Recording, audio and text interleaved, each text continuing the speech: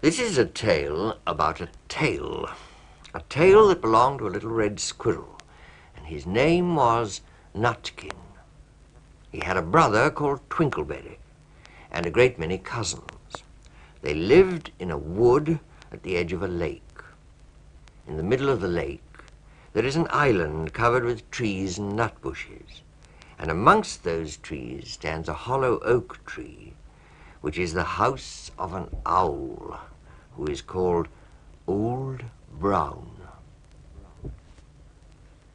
One autumn, when the nuts were ripe, and the leaves on the hazel bushes were golden and green, Nutkin and Twinkleberry and all the other little squirrels came out of the wood and down to the edge of the lake. They made little rafts out of twigs, and they paddled away over the water to Owl Island to gather nuts. Each squirrel had a little sack and a large oar and spread out his tail for a sail. They also took with them an offering of 3 fat mice as a present for Old Brown, and put them down upon his doorstep. Then Twinkleberry and the other little squirrels each made a low bow and said politely, "Old Mr. Brown, will you favour us with permission to gather nuts upon your island?" But Nutkin was excessively impertinent in his manners. He bobbed up and down like a little red cherry, singing, riddle me, rot-tut-tut, a little wee man in a red, red coat, a staff in his hand and a stone in his throat. If you tell me this riddle, I'll give you a groat. Now this riddle is as old as the hills. Mr. Brown paid no attention whatever to Nutkin. He shut his eyes obstinately and went to sleep. The squirrels filled their little sacks with nuts and sailed away home in the evening.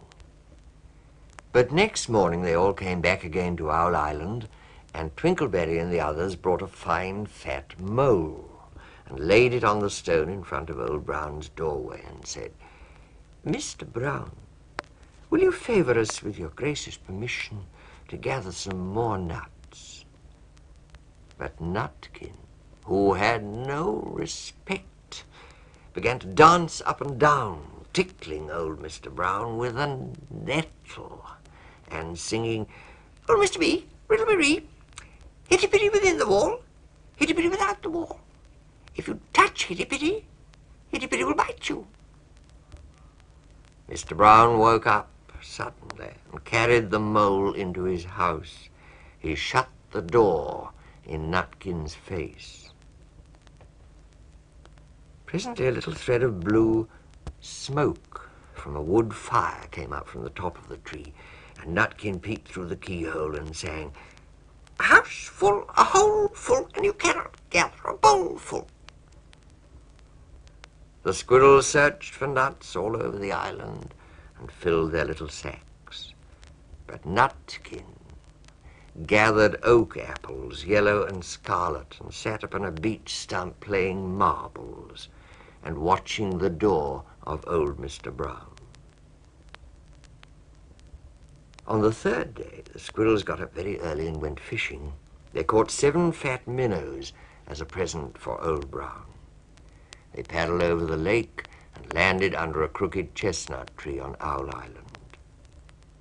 Twinkleberry and 6 other little squirrels each carried a fat minnow, but Nutkin, who had no nice manners, brought no present at all. He ran in front, singing, "The man in the wilderness said to me, 'How many strawberries grow in the sea?' I answered him as I thought good, 'As many red herrings as grow in the wood.'"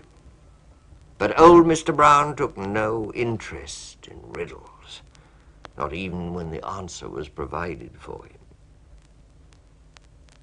On the 4th day, the squirrels brought a present of 6 fat beetles, which were as good as plums in plum pudding for Old Brown. Each beetle was wrapped up carefully in a dock leaf fastened with a pine needle pin. But Nutkin sang as rudely as ever, "Old Mr. B, riddle me ree, flower of England, true to Spain, met together in a shower of rain, put in a bag tied round with a string. If you tell me this riddle, I'll give you a ring." Which was ridiculous. ridiculous of Nutkin, because he had not got any ring to give to Old Brown. The other squirrels hunted up and down the nut bushes, but Nutkin gathered robin's pincushions off a briar bush and stuck them full of pine needle pins. On the 5th day, the squirrels brought a present of wild honey. It was so sweet and sticky that they licked their fingers as they put it down upon the stone. They had stolen it out of a bumble bee's nest on the tippity top of the hill. But Nutkin skipped up and down, singing, "Hubba-bum, buzz, buzz, hubba-bum, buzz. As I went over Tipple Tine, I met a flock of bonny swine, some yellow-necked, some yellow-backed. They were the very bonniest swine that e'er went over Tipple Tine." Old Mr. Brown turned up his eyes in disgust at the impertinence of Nutkin, but he ate up the honey. The squirrels filled their little sacks with nuts, but Nutkin sat upon a big flat rock and played ninepins with a crab-apple and green fir cones. On the 6th day, which was Saturday, the squirrels came again for the last time.